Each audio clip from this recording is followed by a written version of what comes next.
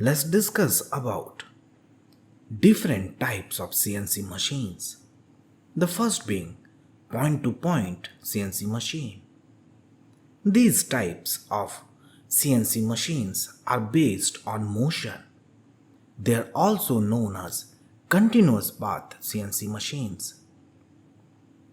In this system, the tool and workpiece are held at a particular location, while the tool does the operation like drilling, for instance.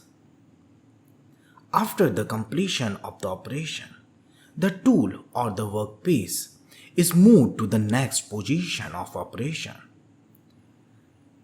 The cycle is repeated until all the operations are completed. In this system, the feed rate and the speed of cutting tool or workpiece has no effect on machining process, unlike traditional machining methods. The dimensional information to be given to the machine are a series of positions of the slides of the tool or workpiece. So basically, a starting point and the next point is required for the process.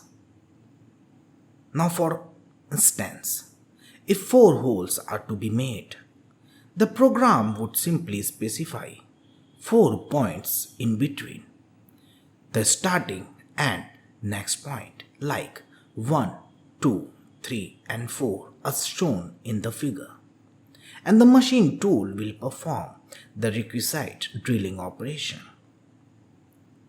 The servo system moves the slides to the position and no slide movements occurs until the cutter has retracted back.